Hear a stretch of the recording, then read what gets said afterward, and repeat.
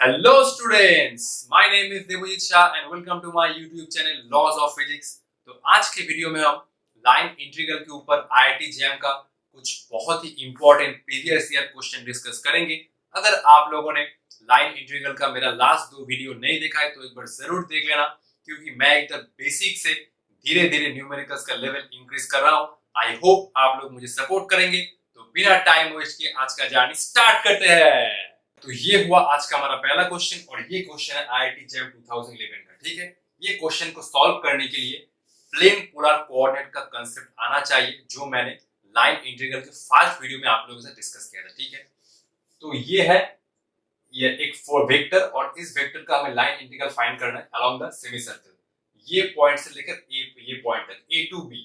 ए point का coordinate है -1,0 और B पॉइंट का कोऑर्डिनेट है 1,0। मतलब ये जो सेमी सर्कल है इसका रेडियस कितना है? इसका रेडियस है सिंपल 1। ठीक है, आप लोग एक बार जरूर वीडियो पॉज करके खुद से एक बार जरूर ट्राई कीजिए। ठीक है, ये मेरा आप लोगों से रिक्वेस्ट है। ठीक है, तो 1 2 3 इसका जो आंसर आएगा वो होगा ऑप्शन नंबर बी। ठीक है, तो बहुत ही सिंपल है। ठीक है, ये हुआ I इक्वल टू ये हुआ A to B, ये हुआ F डॉट dl। ठीक है, कार्टेशियन कोऑर्डिनेट में dl क्या होता है? dx i cap plus dy j cap. ठीक है, तो ये सिंपल हो जाएगा कितना? ये हो जाएगा x dx और ये हो जाएगा y dy। तो ये नीचे हुआ x square plus y square. ठीक है, ये तो आप सभी लोग जानते हैं। ठीक है, नेक्स्ट देखो, नेक्स्ट हमें इस प्रॉब्लम को प्लेन पोलर कोऑर्डिनेट में ले जाना है। ठीक है, सर्कल का रेडियस कितना? सर्कल का रेडियस है 1। प्लेन पोलर कोऑर्डिनेट में x कितना होता है? r cos थीटा, y कितना होता है? r sin थीटा ना। ठीक है, प्लेन पोलर कोऑर्डिनेट में चलो एक बार लिख ही देता हूं। प्लेन पोलर कोऑर्डिनेट में x होता है x equal to r cos theta, y होता है r sin थीटा। ठीक है, लेकिन इस प्रॉब्लम में r इक्वल टू 1 है तो ये सिंपल 1 हो जाएगा। ठीक है, सिंपल r की जगह 1 रख दो तो ये हो जाएगा r equal to cos theta, ये हो जाएगा y इक्वल टू ये हो जाएगा sin थीटा। ठीक है, अब dx dy भी निकालना होगा। ठीक है, अब देखो सर्कल का इक्वेशन क्या होता है? सर्कल का इक्वेशन होता है x square plus y square equal to a square ना। a स्क्वायर होता है, इस केस में रेडियस कितना है? 1, तो ये हो जाएगा सिंपल 1। ठीक है, अब dx क्या होगा? देखो dx मैं इस इक्वेशन से निकालूंगा, dx हो जाएगा simple minus sine theta D theta और ये dy हो जाएगा ये cos थीटा डी थीटा। ठीक है, ये हुआ सर्कल का इक्वेशन, ये वाला सेमी सर्कल का x square plus y square equal to a square. Circle का रेडियस है 1 तो ये हो जाएगा 1। ठीक है, अब देखो ये हुआ x मतलब ये हुआ cos थीटा, चलो dx मतलब ये हुआ माइनस sin थीटा, ये हुआ d थीटा। ठीक है, प्लस y क्या हुआ? y हुआ sin थीटा। ठीक है, और dy मतलब ये हुआ cos थीटा, ये हुआ d थीटा। डिनोमिनेटर में कितना आएगा? x square plus y square तो 1 है, तो सिंपल ये नीचे वाला टर्म क्या हो जाएगा? 1 हो जाएगा। ठीक है, तो ये देख सकते हो ये हुआ। ठीक है, ये देखो ये हुआ minus sine theta cos theta d theta और प्लस ये हुआ sine theta cos theta d theta. ठीक है, थीटा का लिमिट था। ठीक है, थीटा का लिमिट लिखने का जरूरत ही नहीं, क्योंकि ये वाला टर्म पूरा जीरो हो गया। ठीक है, जीरो, तो आंसर जीरो है। ठीक है, पहले इसको कॉपी कर लो। नेक्स्ट हम लोग प्रॉब्लम नंबर 2 में जाएंगे, जो है IIT JAM 2050 का क्वेश्चन। बहुत सुंदर है। ठीक है, बहुत इलाबोरेटली मैं आप लोगों के साथ एक्सप्लेन करूंगा। ठीक है, कॉपी कर लो इसको पहले। तो ये है आज JAM 2015 का क्वेश्चन। बहुत ही सिंपल है, ये एक वेक्टर है। Let's see with the circle x square plus y square equal to 4। ठीक है, on the plane z equal to 2। ठीक है, ये सर्कल है z इक्वल टू 2 पर। ठीक है, oriented counter clockwise find f dot dy। ठीक है, तो बेसिकली बोल सकते हो ये सर्कल का रेडियस कितना होगा? सिंपल a स्क्वायर, तो ये सर्कल का रेडियस हो जाएगा 2। ठीक है, ये डायग्राम कुछ ऐसा होगा। ठीक है, देखो ठीक है, ये हुआ z इक्वल टू 2 पर, ये हुआ x, ये हुआ y। ठीक है, और ये हुआ z एक्सिस ना। ठीक है, मैं एक बार डायग्राम आप लोगों को समझा देता हूं। ठीक है, तो ये हुआ z इक्वल टू 2 पर एक सर्कल। ठीक है, ये हुआ z इक्वल टू 2, तो ये हुआ 2। ठीक है, ये हुआ z इक्वल टू 2 और ये हुआ सर्कल जिसका रेडियस कितना है? जिसका रेडियस है 2। ठीक है, x square plus y square equal to a square, तो रेडियस होता है सिंपल ए। तो जस्ट इक्वेट करो तो इस सर्कल का रेडियस आ जाएगा 2 और ये सर्कल है z इक्वल टू 2 पर, ठीक है। और ये है काउंटर क्लॉकवाइज, तो ये क्लॉकवाइज देते हो तो ये हो जाएगा काउंटर क्लॉकवाइज, ठीक है। ये हुआ काउंटर क्लॉकवाइज। अब इस इंटीग्रल का वैल्यू निकालो। सर हिंट क्या है? हिंट है इसको सिंपल पोलर कोऑर्डिनेट पे ले जाओ, ठीक है। एक बार ट्राई कर लो, ठीक है। चलो 1 2 3 4 5 क्या होगा? अक्कर बक्कर बम्बे वो 80 90 पूरे 100। ऐसे मत करना, पेन पर भरोसा रखना और नॉलेज पर और प्रैक्टिस पर, ठीक है। इसका आंसर हो जाएगा ऑप्शन नंबर डी, ठीक है, 28 5। तो करते हैं आओ, ठीक है। अब देखो प्लेन पोलर कोऑर्डिनेट में ले जाना है, ठीक है। तो ये हो जाएगा x² + y² = 4, ठीक है। रेडियस कितना है? रेडियस है 2, ठीक है। इस सर्कल का रेडियस कितना है? रेडियस है 2, ठीक है। सर्कल का रेडियस कितना है? 2, ठीक है। तो x कितना बना? x हुआ 2 cos थीटा, y कितना हुआ? ये हुआ y = 2 sin थीटा, ठीक है। z कितना है? z है 2, तो ये dz बनेगा 0, ठीक है। पहले ही हम लोग जानते हैं कि इसको प्लेन पोलर कोऑर्डिनेट में ले जाना है, तो पहले dx फाइंड कर लो, ठीक है। ये होगा dx that is equal to -2 sin theta d theta, ये dy हो जाएगा 2, ये हो जाएगा cos थीटा, ये हो जाएगा d थीटा, ठीक है। तो चलो ये हुआ I, ठीक है। I हुआ f डॉट dr, ठीक है। dr मतलब क्या होगा? dx i cap, dy j cap, dz k cap, ठीक है। तो ये हुआ कितना? y dx, ठीक है। नेक्स्ट ये हुआ x z क्यूब, ये हुआ dy, ठीक है। ये हुआ माइनस, ये हुआ zy इंटू dz। मैंने तीनों टर्म को अलग अलग लिख दिया, ठीक है। कार्टेशियन कोऑर्डिनेट में लाइन एलिमेंट क्या होता है? dx i cap, dy j cap plus dz k cap. ये तो हमने बहुत प्रॉब्लम प्रैक्टिस कर लिया। ये हुआ y dx, ये हुआ f डॉट dr, तो y dx xz cube dy, ये हुआ माइनस zy dz, ठीक है। तो देखो dz 0 है क्योंकि z इक्वल 2 पर सर्कल है, तो ये पूरा टर्म है 0, ठीक है। अब जहां जहां पर z मिलेगा z का वैल्यू पहले पुट करो, ठीक है। तो ये हुआ y dx, ठीक है।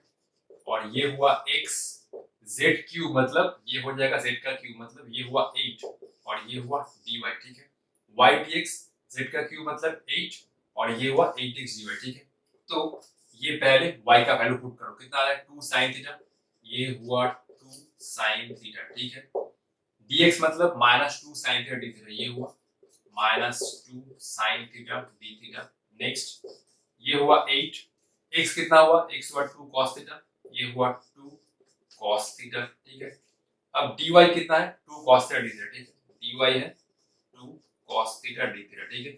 ध्यान से देख लो, y क्या है? 2 sin थीटा, dx क्या है? -2 sin थीटा d थीटा, 8 बचा।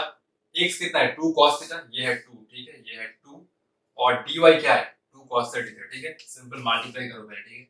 ये हुआ -4, ये हुआ कितना?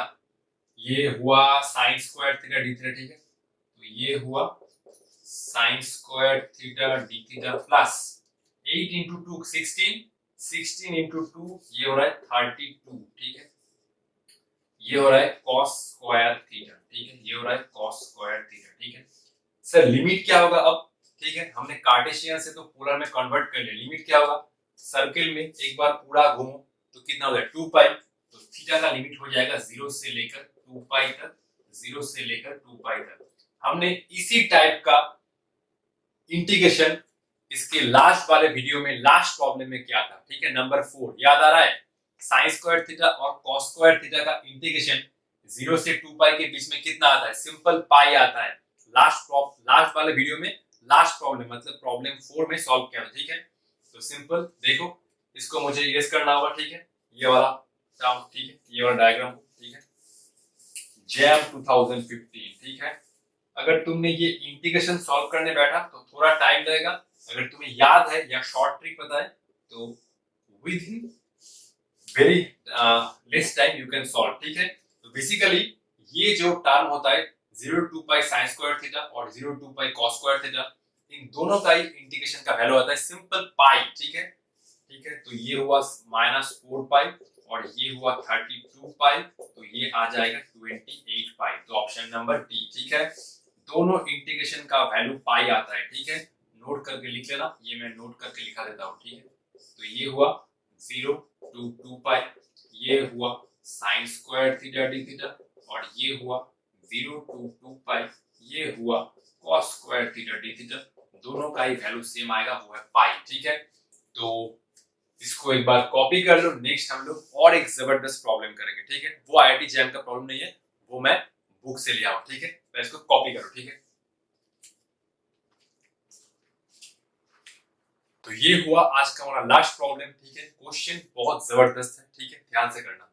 ए dot D line integral find करना है along the boundary of upper half of the sphere x square plus y square plus z square equal to 1। अब सर आपने तो स्फेरिकल पोलर कोऑर्डिनेट अभी तक डिस्कस नहीं किया है, तो इसमें क्या वो चाहिए? नहीं, इसमें स्फेरिकल पोलर कोऑर्डिनेट नहीं चाहिए। इसमें स्फीयर का प्रॉब्लम है, मैं मान रहा हूं, लेकिन इस प्रॉब्लम में प्लेन पोलर कोऑर्डिनेट से भी काम चल जाएगा। ठीक है, देखो बेसिकली स्फीयर क्या होता है? 3 डायमेंशन, और इसमें पूरा स्फीयर नहीं पूछा है, upper half of the sphere. Upper half of the sphere मतलब ये मैं ड्रॉ कर रहा हूं। ठीक है, देखो ये हुआ x, ये हुआ y, ये हुआ z। ठीक है, इस स्फीयर का जो ये नीचे वाला पोर्शन है, ठीक है, ये तो एक्स वाई प्लेन में है, लेकिन ये वाला है अपर हाफ। ठीक है, अगर लोअर हाफ तुम ड्रॉ कर दोगे तो पूरा स्फीयर बन जाएगा। ठीक है, तो ये हुआ अपर हाफ। ठीक है, ये जो सर्कल वाला प्लेन है वो है एक्स वाई प्लेन में, और ये हुआ बाकी हेमिस्फीयर। ठीक है, इसको तुम हेमिस्फीयर जैसे बोल सकते हो, लेकिन इसका जो आधा पार्ट है वो ऊपर है। ठीक है, upper half of the sphere. ठीक है, तो बेसिकली ये सर्कल को हमें चूज करना होगा। ठीक है, ये सर्कल के लिए देखो, ये वाला सर्कल है एक्स वाई प्लेन में, तो इस सर्कल के लिए z कितना हो जाएगा? 0। ठीक है, तो फॉर द सर्कल इन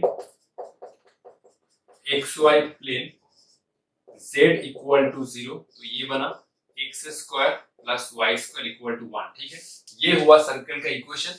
अब इससे हमें पोलर कोऑर्डिनेट में ट्रांसफॉर्म करना है। ठीक है, एक बार वीडियो पॉज करके जरूर ट्राई करो। ठीक है, कौन सा ऑप्शन होगा? ठीक है, तो चलो 1 2 3 4 5, इसका जो आंसर होगा ऑप्शन नंबर सी। ठीक है, तो चलो इसको करते हैं। ठीक है, तो z इक्वल टू 0 ना, तो ये हुआ i। ठीक है, ये हुआ सिंपल a, अरे ये चलो ये हुआ सिंपल i, ये हुआ a डॉट dl। ठीक है, ये हुआ a डॉट dl। ठीक है, तो ये हुआ 2x माइनस y dx, ये हुआ y z स्क्वायर dy, ये हुआ y स्क्वायर z, ये हुआ z dz। ठीक है, तो z इक्वल टू 0 है, ये वाला टर्म 0, z इक्वल टू 0 है, तो dz भी क्या होगा? dz भी 0 होगा, ये वाला टर्म भी 0। ठीक है, ये वाला जो सर्कल है वो एक्स वाई प्लेन में है, इसलिए z इक्वल टू 0 सर्कल के लिए, तो z equal to 0, dz equal to 0, और ये इक्वेशन में ट्रांसफॉर्म हो रहा है। ठीक है, तो बेसिकली ये दो टर्म तो गया, अब मुझे ये टर्म का एनालाइज करना है। ठीक है, तो ये बचा 2x माइनस y, और ये हुआ dx। ठीक है, अब ध्यान से देखो। ठीक है, ये हुआ x square plus y square equal to 1। Circle का रेडियस कितना है? 1, तो मैं इसको पोलर कोऑर्डिनेट में ले जा रहा हूँ। ये हुआ x equal to cos theta, और ये हुआ y equal to sin theta. Actually x equal to होता है r cos theta, y equal to r sin theta, radius तो 1। ठीक है, तो ये हुआ कितना? 2x मतलब 2 cos थीटा, ये हुआ 2 cos थीटा माइनस y मतलब कितना हुआ? sin theta. ठीक है, ठीक है, तो 2 cos theta minus sin theta, dx कितना होगा? dx हो जाएगा minus sin theta d theta, तो ये हो रहा है dx minus sin theta d theta. ठीक है, तो ये माइनस मल्टीप्लाई करो, 2 बाहर आया, sin theta cos theta, sin theta cos theta d theta, ये हुआ माइनस माइनस प्लस, ये हुआ कितना? ये हुआ 0। अच्छा, ये लिमिट मैं बाद में लिखूंगा। ये हुआ माइनस माइनस प्लस, ये हुआ sine square theta D theta. ठीक है, एक बार चेक कर लो, ये हुआ minus 2 sine theta cos theta D theta, ये हुआ minus minus plus sine square theta D theta. अब सर्कल के लिमिट क्या होता है? 0 से लेकर 2 पाई थीटा का लिमिट, 0 से लेकर 2 पाई। ये तो हमने अभी सीखा, 0 to 2 pi sine square theta D theta और 0 to 2 pi cos square theta D theta कितना होता है? पाई। ठीक है, तो ये लिमिट, तो ये बेसिकली इंटीग्रेशन का वैल्यू तो आया पाई। ये इंटीग्रेशन वैल्यू कितना होगा? ये भी हमने लास्ट लेक्चर में लास्ट प्रॉब्लम में डिस्कस किया था। i3 sin theta cos theta का इंटीग्रेशन होता है 0 टू पाई 0, ठीक है। तो मैं यही नहीं करूंगा ऑब्वियसली। तो फर्स्ट इंटीग्रेशन का वैल्यू है 0 और सेकंड इंटीग्रेशन का जो वैल्यू आएगा वो है पाई, तो इसका आंसर आएगा पाई एंड दैट इज आंसर, ठीक है। नोट देके लिख लेना, ठीक है। नोट देके साइड में लिखा देता हूँ, ठीक है। तो ये हुआ नोट, चलो ये हुआ नोट, ये हुआ 0 टू 2 पाई, ये हुआ साइन थीटा, ये हुआ कॉस थीटा, ये हुआ डी थीटा और ये होता है 0, ठीक है। सॉल्व करने का जरूरत नहीं है क्योंकि ये शॉर्टकट फॉर्मूला है, ठीक है, याद रखना, ठीक है। तो आज के लिए इतना ही, मिलते हैं नेक्स्ट वीडियो में। नेक्स्ट वीडियो में हम क्या डिस्कस करेंगे? नेक्स्ट वीडियो में हम डिस्कस करेंगे स्फेरिकल पोलर कोऑर्डिनेट और सिलिंड्रिकल कोऑर्डिनेट, कैसे हम स्फेरिकल पोलर कोऑर्डिनेट से कार्टेशियन कोऑर्डिनेट जाते हैं और कैसे हम सिलिंड्रिकल कोऑर्डिनेट से जाते हैं Cartesian coordinate and vice versa. वो हम लोग डिटेल्स में एनालाइज करेंगे। लाइन एलिमेंट क्या होगा, सरफेस एलिमेंट क्या होगा, वॉल्यूम एलिमेंट क्या होगा, पूरा विजुअलाइजेशन के साथ मैं आप लोगों के साथ डिस्कस करूंगा। तब तक पढ़ाई करते रहो। All the best.